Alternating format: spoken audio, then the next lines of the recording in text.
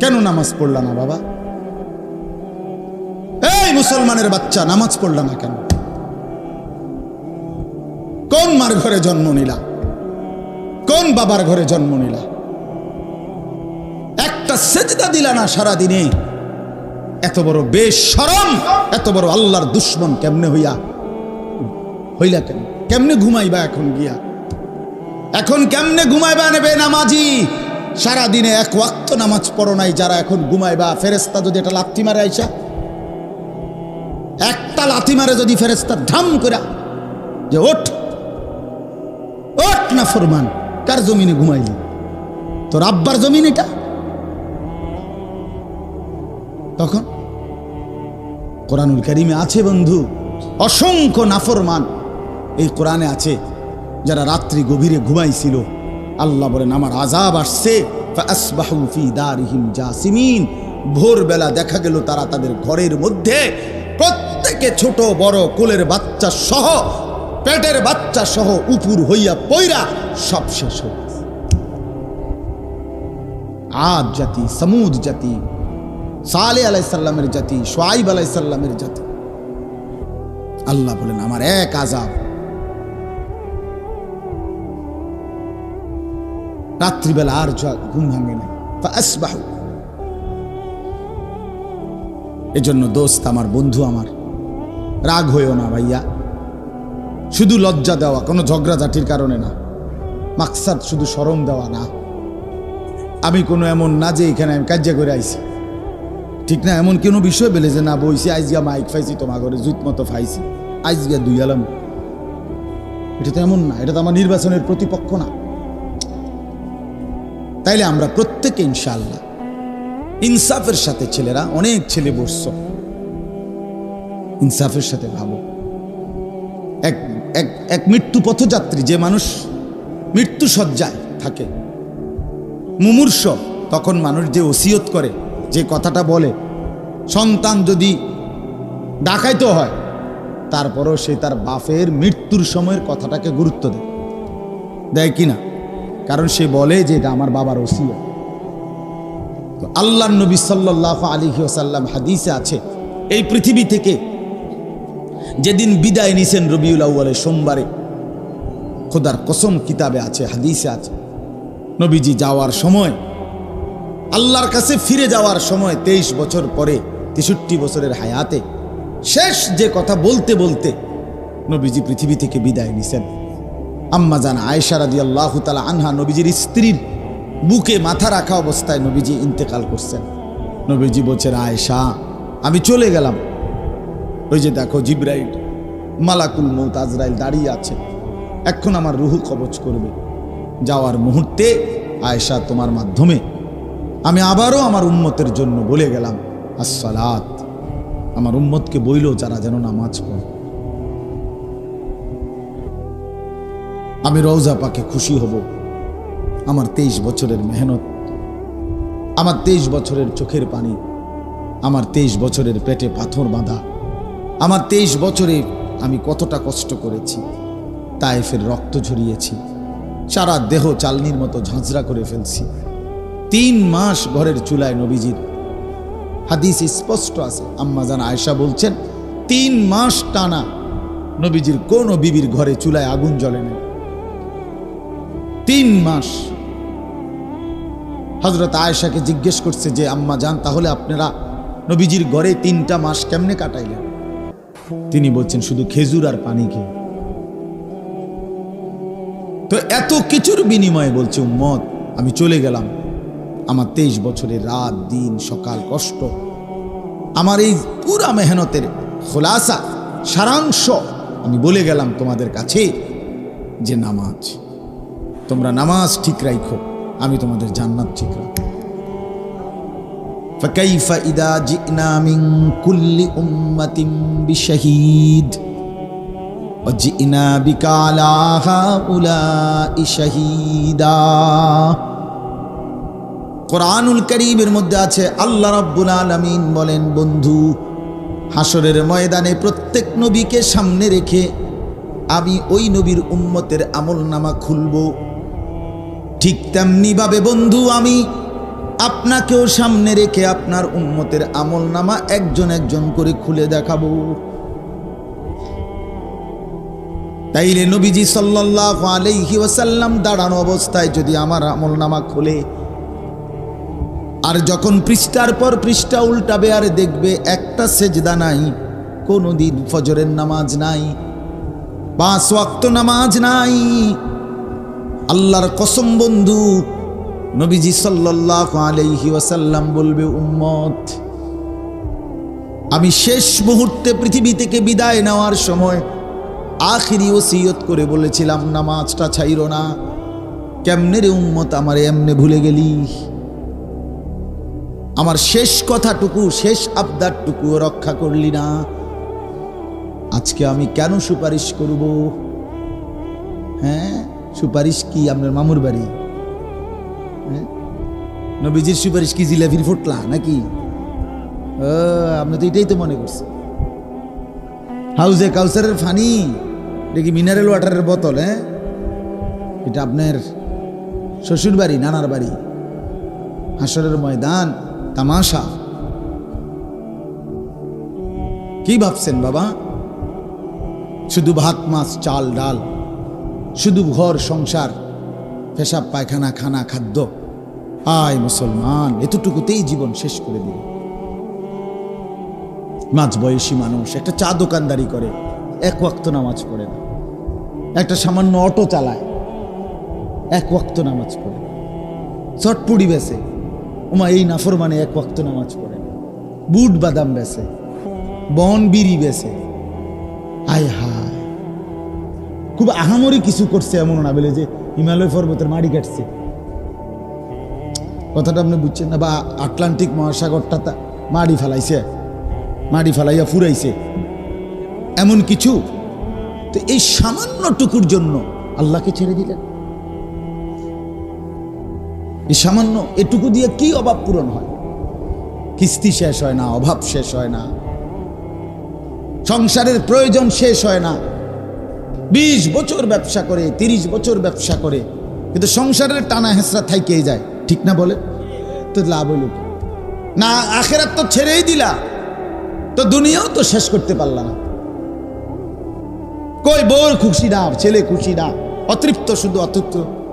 রাক্ষসায় দুনিয়া কোনোদিন তৃপ্ত হয় না, কোনোদিন না, কোনোদিন। এই দুনিয়া রাক্ষস, এই দুনিয়ার চাহিদাগুলোও রাক্ষস, কোনোদিনও শেষ হয়। দুপুরের খানা খাইবার 6 ঘন্টার ভিতরে আবার রাক্ষসা পেট হা করে, আবার খিদা লাগে, আবার খিদা লাগে। এই জন্য প্রিয় বন্ধু আমার, বাবারা, মাঝ বয়সীও যারা, যাদেরকে, তাদেরকে বললাম, শুধুমাত্র খানা খাদ্য, বাজার ব্যবসা, ক্ষেত ফসল, দোকান চাকরি, এতটুকুই। আর খাইয়া পড়িয়া বউ বাচ্চা লইয়া চলতেছেন, শুধু খাইতেছেন, ঘুমাইতেছেন, এতটুকু জিন্দিগি না বাবা। এটা মুসলমানের জীবন না। আপনাদেরকে অনুরোধ করলাম, বয়স্ক যারা, এই বয়স্কদেরকেও বলি, আপনাদের কাছে অনুরোধ, আপনারাও অনেক বয়স্ক মানুষ আছেন যারা আপনাদের জীবনের এই শেষ সময়টা, সুন্দর হায়াত আল্লাহ দিচ্ছেন। আল্লাহ সবাইকে বুড়ো বানায় না। কোরআন শরীফে আছে, আল্লাহ বলছেন, আমি সব যুবক, সব কিশোর, সব বাচ্চাকে বৃদ্ধ পর্যন্ত পৌঁছাই না। সবাই বৃদ্ধ হয়? কথা বলেন না কেন? হ্যাঁ, কবরস্থানে 10 বছরের কোনো বাচ্চার কবর আছে? 18 বছরের, 20 বছরের, হ্যাঁ, তাগড়া জওয়ান কবরে চলে যায়। তো আল্লাহ তাআলা সবাইকে বৃদ্ধ পৌঁছায় না। তো যাকে আল্লাহ তাআলা বৃদ্ধ অবস্থায় পৌঁছাইছেন, সুযোগ দিছেন আল্লাহ তাকে, ওমা সেই মানুষগুলো, বয়স্ক লোক, 60 বছর, 50 বছর, এই কাম শুধু একটাই, বিকাল থেকে নিয়ে রাত পর্যন্ত চা দোকান, বিড়ি, সিগারেট, বুট বাদাম, আর টেলিভিশনে নর্তকীর নাচ দেখা, আর পরের গীবত, সমালোচনা, খালাস। হায় হায় রে বুড়া মিয়া, এই বিড়ি খাওয়ার জন্য বুঝি আল্লাহ তাআলা শেষ হায়াতটা দিছে? ছি ছি ছি ছি ছি। 60 বছর পরেও যার এতটুকু হায়া শরম হয় নাই যে আমি মুসলমান, বয়স্ক হয়ে গেছি, আজও আমি বিড়ি সিগারেটের অভ্যাসটা চা দোয়ানে বেডি সাউনের অভ্যাসটা আমার এখনো গেল না। আমার কি পরিমাণ অসভ্য লোক এটা! এবারটা কি পরিমাণ শরমহীন চিন্তা করে দেখেন। আপনি জিজ্ঞাসা করেন সামনে গিয়া, নাইলে যে চাচা আপনার হায়া আছে কিনা, আপনার ভিতরে কোনো লজ্জা শরম আছে কিনা। নাইতে এতটা বয়স্ক মানুষ আপনি কেন এখনো টেলিভিশনে নর্তকীর নাচ দেখেন? কোন লজ্জায়? আপনার শরম হইব কোন দিন? কি 600 বছর পরে? কথা বলেন না। আমরা পৃথিবীতে তো স্বাভাবিকভাবে 600 বছরের পরে মারা যাই, ঠিক না?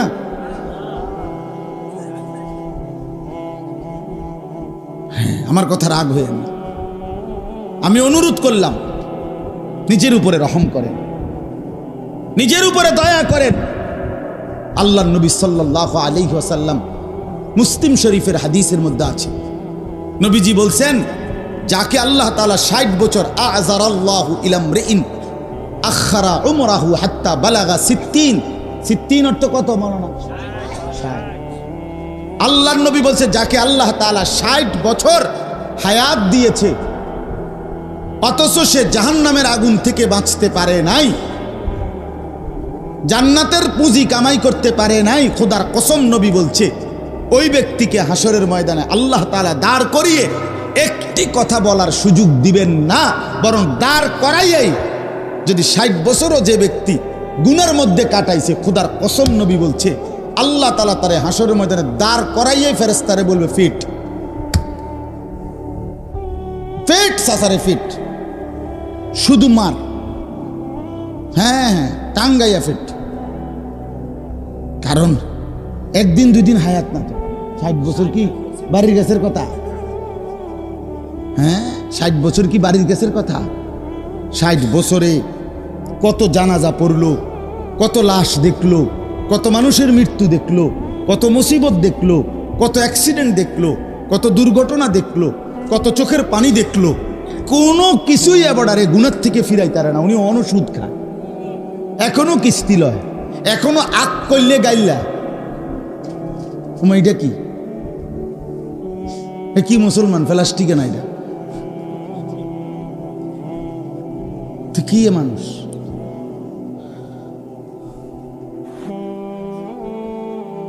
আল্লাহ আমাদেরকে মাফ করে দেন। এই জন্য আমি জওয়ানকেও বলছি, বৃদ্ধকেও বলছি, পর্দার আড়ালের মা বোন যারা আছেন তাদেরকেও বলি, 20 বছর 25 বছর 30 বছর ধরে বহু মা আহা রাস্তার পাশে গোসল করে, খোলামেলা জায়গায় গোসল করে, হায়া বলতে কিছু নাই, লজ্জা বলতে কিছু নাই, শরম বলতে কিছু নাই। যে নারীর হায়া নাই সে নারী না, মনে রাখেন। সরাসরি হাদিস, নবীজি বলছে নারী বলে কাকে, মহিলা কাকে বলে? রাসূলুল্লাহ সাল্লাল্লাহু আলাইহি ওয়াসাল্লাম বলছেন আওরাত, যে নিজেকে আড়ালে রাখে, লুকিয়ে রাখে, পর্দায় রাখে, গোপন রাখে। খোদার কসম নবী বলছে তাকে বলেন নারী। এই জন্য যে নারীর পর্দা নাই, যে নারীর হায়া নাই, সে কোনো নারী না, সে নারী না। হে না, পুরুষও না। এটা ব্যাড হইতো না, বেড হইতো না, এটা একদম, এটা হেবড়ি কিতা, হেবড়ি কইব, ওটা আমার কি দরকার? বেডি ডাক্তার দেখ, বেডি কিতা, কথা বুঝেন নাই? রাসূলুল্লাহ সাল্লাল্লাহু আলাইহি ওয়াসাল্লাম বলছে বেপর্দা নারী, বেহায়া নারী, এটা কোনো কি না, নারী না। যা ইচ্ছা তাই হোক সে, কিন্তু এটা নারী না, নারী না। এজন্য যে নারীর মধ্যে হায়া নাই, লজ্জা নাই, পর্দা নাই, যেই মেয়েটার মধ্যে, ওইটার মধ্যে কোনো নারীত্ব নাই। যার ইজ্জতের কদর নাই, সতীত্বের কদর নাই, পর্দার কদর নাই, খোদার কসম ওই নারীর মধ্যে নারীত্ব বলতে, নারী বলতে যেই বিষয় সেটা নাই। সে উপভোগের পণ্য, সে প্রদর্শনীর বস্তু, সে শোপিস। মানুষ যেরকম আলমারির মধ্যে, শোকেসের মধ্যে কিছু মানুষের দেখার জন্য প্রদর্শনের মতো রাখে, এই নারী নিজেকে শোপিস বানায় নিছে যে আমি পৃথিবীতে আসছি শুধু পর পুরুষ আমারে দেখবে। নাউযুবিল্লাহ, আল্লাহ মাফ করে দেন। এজন্য বাপ চলেন রাত গভীরে এতটুকু বিবেক দিয়ে ভাবি, প্রত্যেকে আলাদা আলাদা। জওয়ান ছেলে তোমরাও ভাবো, আমরাও ভাবি, মুরব্বী যারা তারাও ভাবুক, মা বোনরাও ভাবুক, আমরা এখন এই মুহূর্তে কোথায় দাঁড়িয়ে আছি। আমাদের আজকে যদি আমাদের আখেরাত হয়, আগামীকাল যদি আমার আখেরাত হয়, তো আমি আছি কোথায় এখন? আমি এখন কোথায় আছি? আমি এখন কোথায় আছি? আর এটা তো প্রসিদ্ধ কথা ভাই, সবাই বুঝবো আমরা। উলামায়ে কেরাম বুজুর্গানে দ্বীন বলেন, মান মাতা ফাকাদ কামাত কিয়ামাতুহু। বাস্তবতা হইল যে মৃত্যুবরণ করে তার তো কিয়ামত শুরু হয়ে যায়।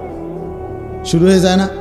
কারণ সে তো আর ফিরতে পারবে না, তার তো শুধু সামনে কিয়ামত।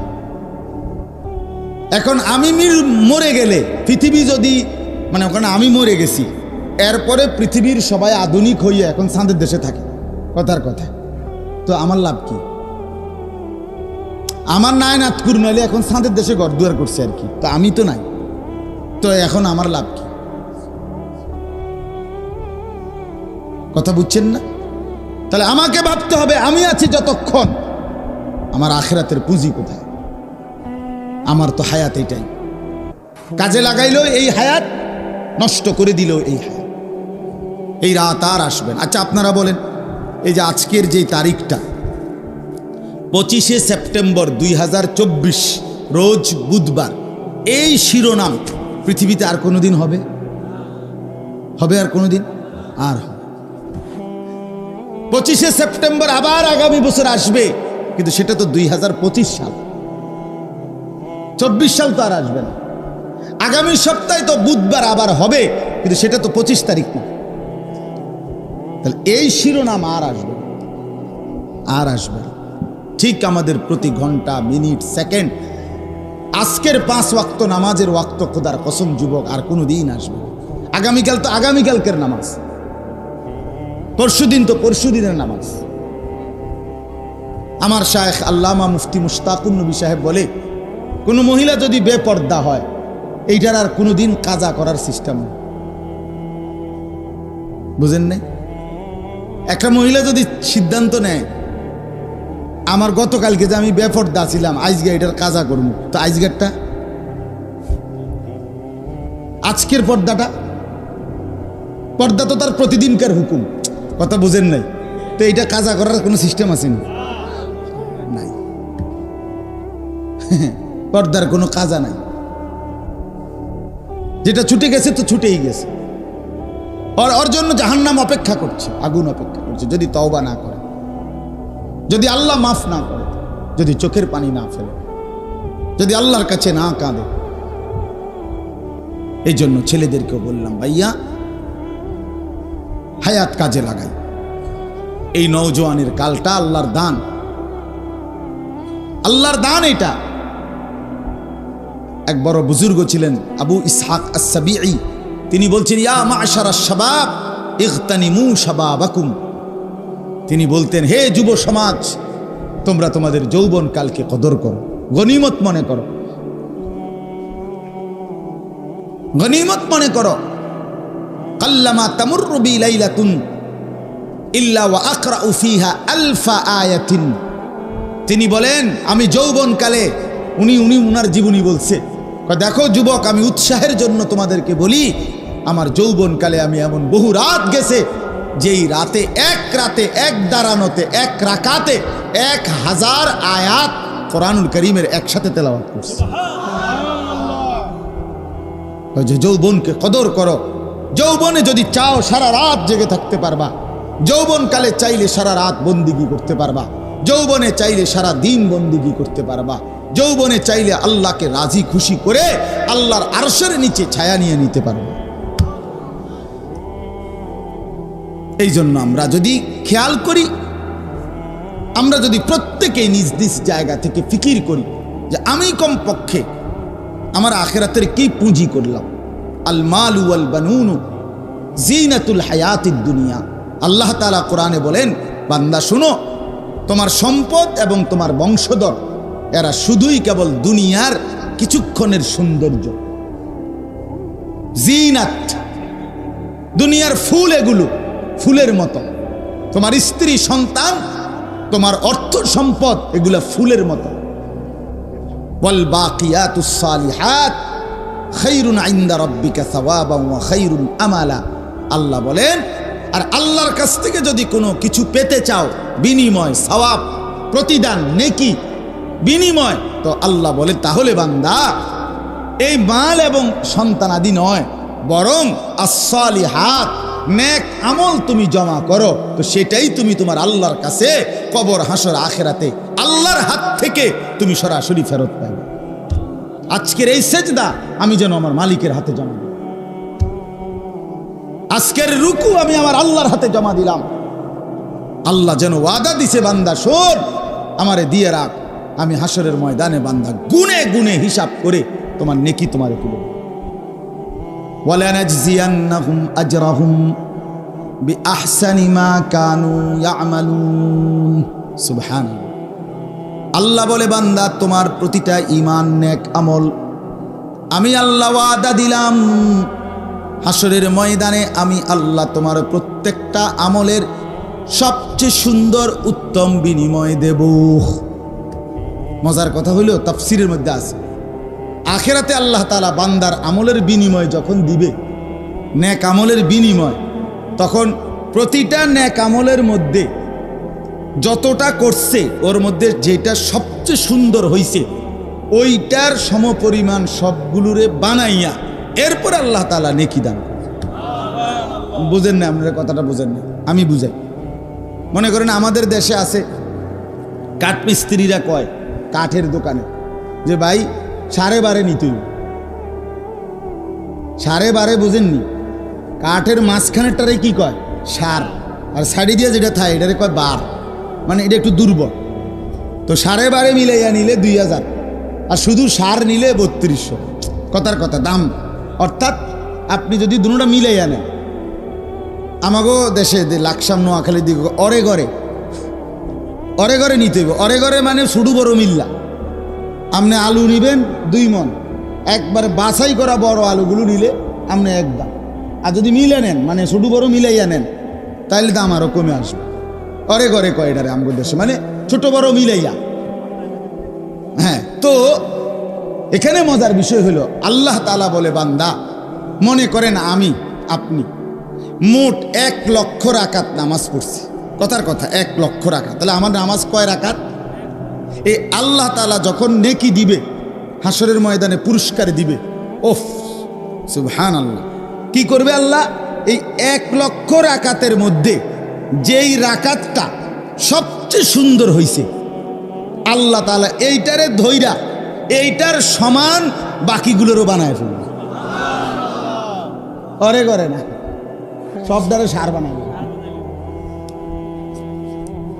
হগলতের একরকম না, মানে প্রত্যেক ব্যক্তির, মনে করেন আমি রোজা রাখছি মোট 1000 দিন, তো এই 1000 দিন মানে মনে করেন আমি রোজা রাখছি 10 বছর, তো যেই দিনকার রোজাটা আমার সবচেয়ে পবিত্র সুন্দর আল্লাহর জন্য হইছে, এইটারে সামনে আইনা বাকি রোজা সব দিলে এইটার সমান বানাইয়া আল্লাহ নেকি। বুঝছেননি কথাটা?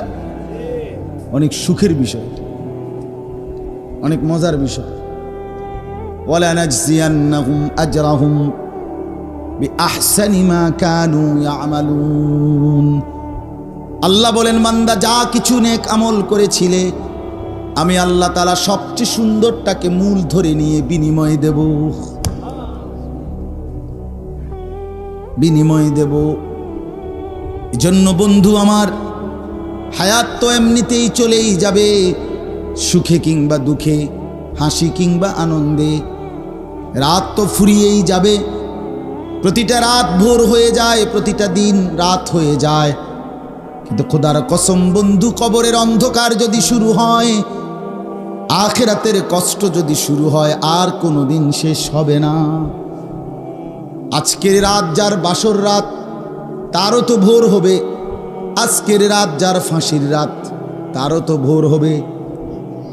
সব রাত শেষ হয়ে যায়, রাত থেমে যায় না, দুনিয়া থামে না, দুনিয়া চলেই যায়।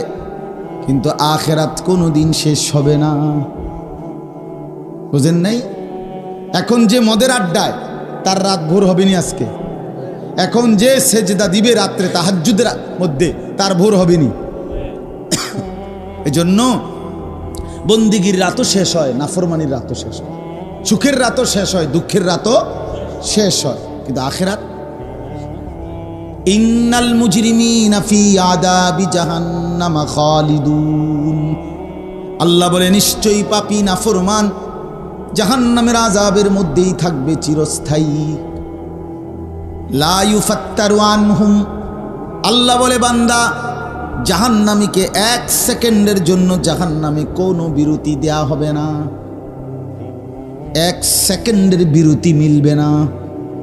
অহুম ফীহি মুবলিসুন, আল্লাহ বলেন বান্দা জাহান্নামী জাহান্নামে অনন্তকালের জন্য বিষণ্ণ মলিন চেহারা হয়েই পড়ে থাকবে। লক্ষ কোটি বছরে কোনোদিন চেহারায় মুখে হাসি ফুটবে না। আবারও বলছি, বন্ধুদের খপ্পরে পড়ো না। সমবয়সী বন্ধু বরবাদ করে দেয়। সমবয়সী বন্ধু ওই দেখো, ওই যে ওরা মাঝখান দিয়া হাসে, ওই যে লাল শার্ট ভাই আপনার পিছনের ছেলেগুলোরে দেখেন, ওরা ওখানে না না এইখান দিয়ে ওরা এনে গোল হইয়া বই, হেরা হ্যাগো রসিকতাতে আছে। হ্যাঁ, অসৎ বন্ধু আল্লাহর লানত, এটা মনে রাখবে। জীবনের সবচেয়ে বড় দুর্ভাগ্য এটা একটা, যার কপালে একটা ফালতু বন্ধু জুটছে, তার জীবনের সবচেয়ে বড় লানত, অভিশাপ, যে একটা ভালো মানুষ পায়, ভালো একটা সঙ্গী পায়, এমন একটা বন্ধু তার কপালে জুটছে যে তারে সারাক্ষণ অশ্লীলতা, জিনা, ব্যভিচার, নারী, অসভ্য ছবি, মদ, জুয়া, নেশা, এটার দিকেই তারে উৎসাহিত করে।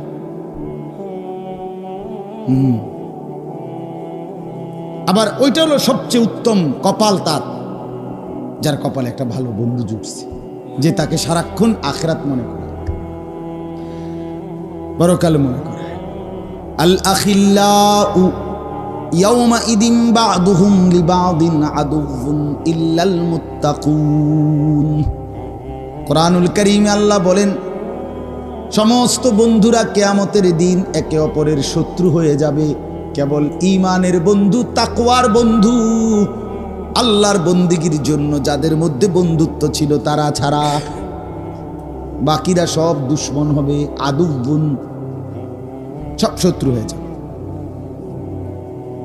ইয়া ইবাদি লা খাউফুন আলাইকুমুল ইয়াওমা ওয়ালা আনতুম তাহজানুন। আল্লাহ তখন ওই নেক কাজের বন্ধু যারা একে অপরকে আল্লাহর ইবাদতের জন্য, আখিরাতের জন্য উৎসাহিত করেছে, আল্লাহ তখন সেই বন্ধুদেরকে ডাক দিয়ে বলবে তোমরা পরস্পর, তোমাদের কোনো চিন্তাও নাই, ভয়ও নাই।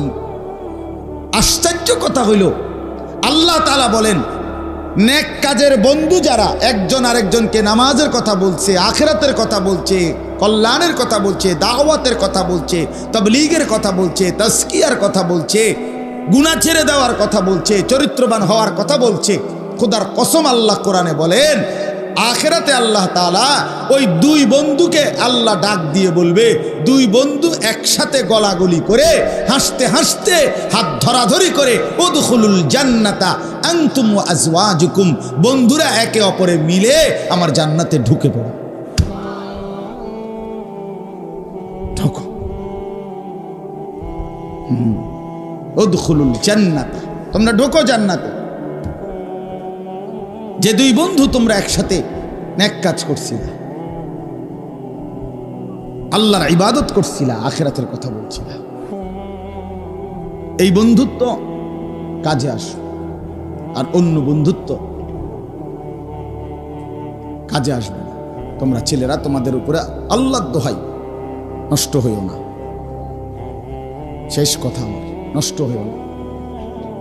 আজকে তোমাদের অধিকাংশ ছেলেদের অভিভাবক নাই, তোমাদের মা বাপ জানে না মানুষ কিভাবে গড়তে হয়, জানে না, জানেই না, না না ওনারা জানে না। ওনাদের হিসাব হইল খাইয়া ফইরা কোনো রকম দেশে থাকিয়া ফারক, বিদেশে যাইয়া ফারক, টাকা রোজগার করতে পারলে উনি নিশ্চিন্ত। হালাল হারাম নিয়ে কোনো টেনশন না, টাকা কামাই করতে পারলে। এই জন্য ছেলে পেলেরা সে দেখে তার বাবার চলাফেরা, মায়ের চলাফেরা, সংসারের কেউ কারোর সাথে কোনো বন্ধন নাই, কার কি পরিকল্পনা কেউ জানে না। মার চিন্তা একরকম, বাবার চিন্তা একরকম, ভাইয়ের চিন্তা একরকম, বোনের চিন্তা আরেক রকম। এই জন্য ভাই, একজন ছেলেও যদি বুঝে থাকো তো আমার এক সার্থক। আমার উদ্দেশ্য কথাই বলা, আমরা নিজেকে বরবাদ না করি। ওয়ালা তুলকু বিআইদিকুম ইলা তাহলুকা, আল্লাহ তাআলা বলেন, বান্দা নিজেকে নিজে ধ্বংসের দিকে ঠেলে দিও না, বরবাদ করে দিও না। অতএব আমার কথা আপনাদের সবার কাছে, শেষ পর্যন্ত আপনি একাই। মনে রাখেন চাচারা, বাবারা, ভাইয়েরা, বন্ধুরা, বোনেরা, মায়েরা, ছেলেরা, চিন্তা করলে আমরা একাই। এই আজকের এই মানুষগুলো কেউ কারোর সাথে থাকবে না, থাকবে? আমি একাই, আপনিও একা।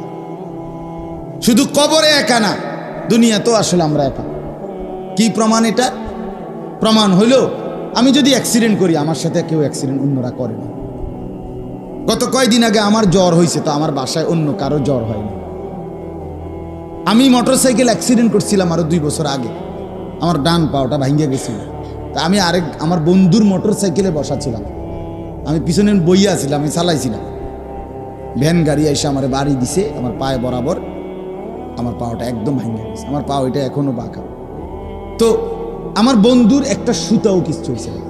তা আমি তো একাই আসি, আমার মুসিবতে আমি। আজ যদি আমার পেটে অসুখ হয়, তা আমি যাদের সাথে বন্ধু বান্ধব চলি তাদের সবার পেটে অসুখ হবে, তা আসলে আমি একাই। আমরা প্রত্যেকে কি একাই। আমার ভালো আমি, আমার মন্দ আমি, আমার সুখ আমার মাঝে, আমার দুঃখ আমার মাঝে। তাহলে আমরা কবরেও একা, হাসরেও একা, আমরা বাস্তবিক অর্থে দুনিয়াতেও একা।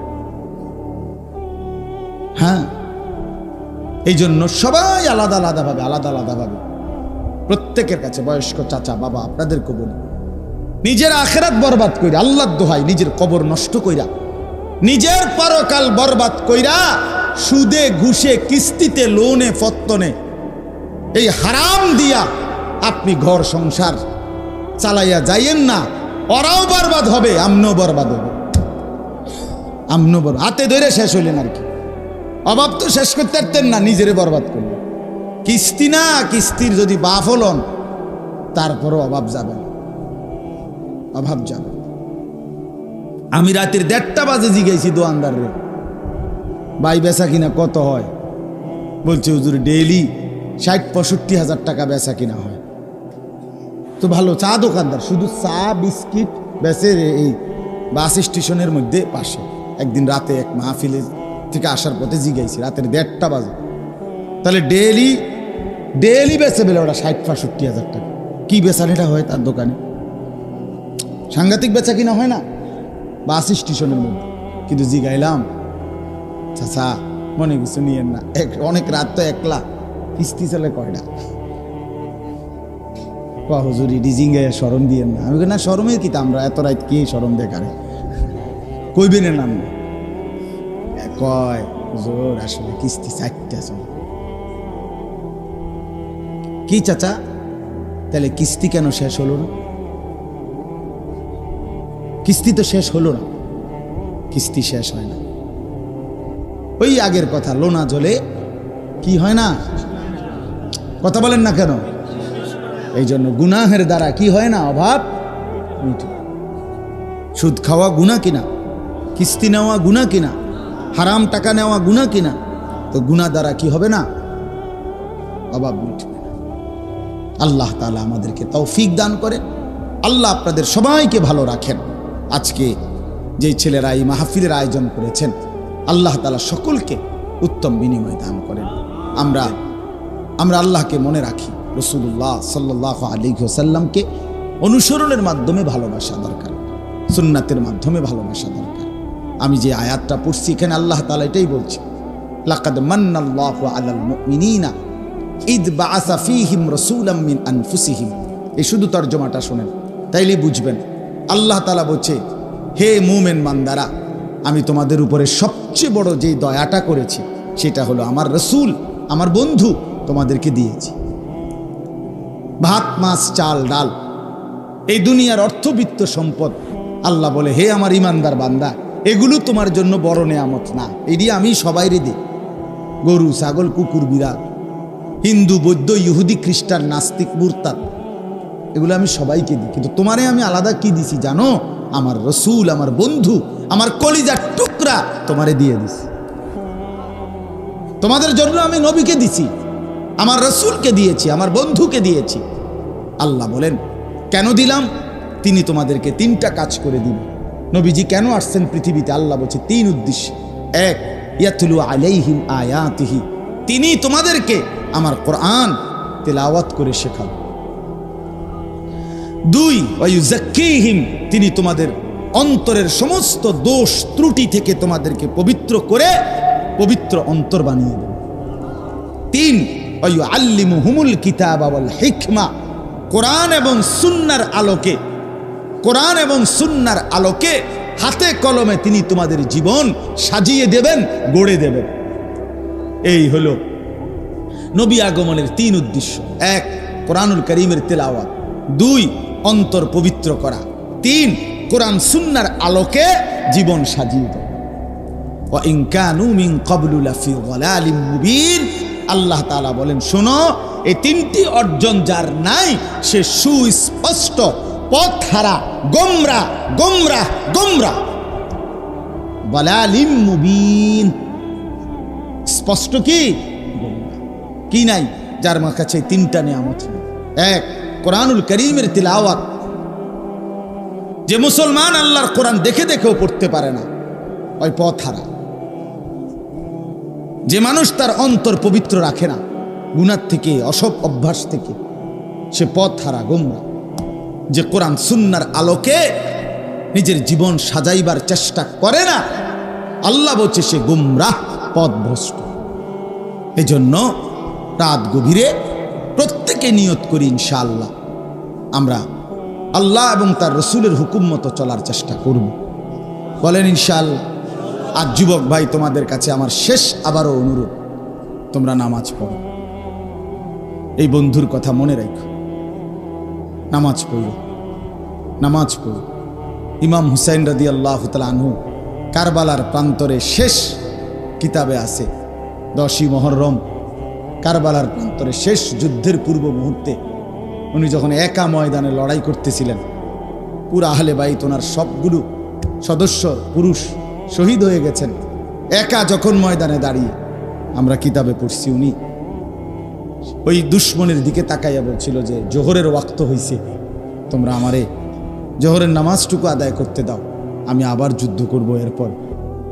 তখন ওই পাশ থেকে সিমার জিল জাউশান, এই দুশ্মন বলছিস হুসাইন, তোমারে জোহর পড়তে দেয়া হবে না, জোহরের নামাজের আগেই তোমার শরীর থেকে গর্দান আলাদা করে ফেলা হবে। তখন হযরত হুসাইন রাদিয়াল্লাহু তাআলা বলছেন, আল্লাহর কসম সিমার, তোর যা মন চায় তুই তাই কর, আমি নিয়ত বাঁধলাম, আল্লাহু আকবার। তো রক্তের উপরে দাঁড়িয়ে আল্লাহর যুদ্ধের ময়দানে সর্বপ্রথম মালিককে সেজদা করছে, এরপরে জীবন দিয়ে শহীদ হয়ে গেছে। হযরত ওমর রাদিয়াল্লাহু তাআলা আনহুকে 10.5 বছর পরে মুসলমানদের খলিফা ছিলেন তিনি ওমর, ফজরের নামাজের ওয়াক্তে ছদ্মবেশী এক কাফের অগ্নিপূজক ওমর রাদিয়াল্লাহু তাআলা কোমরে ছুরি মারছে ফজরের নামাজের প্রথম রাকাতে। ওমর রাদিয়াল্লাহু তাআলা তখন ইমামতি করতেছিলেন। ওমর রাদিয়াল্লাহু তাআলা প্রথম কাতার থেকে একজন সাহাবীকে এনে ইমামের জায়গায় দাঁড় করিয়ে এরপরে পাশে সরে গিয়ে বললেন, আব্দুর রহমান, আগে নামাজ আদায় করো, তারপরে আমার এই ধৈর্য।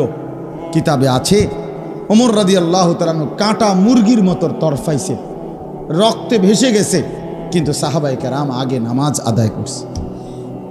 ওমর বলছে আগে নামাজ শেষ করো। এই জন্য ভাই সবাই মিলে ইনশাআল্লাহ নামাজ আদায় করব, করবো তো ইনশাআল্লাহ। ছেলেরা, আল্লাহ তাআলা সবাইকে তৌফিক দেন, আজকের এই মাহফিল কবুল করে নেন। আলহামদুলিল্লাহি রাব্বিল আলামিন।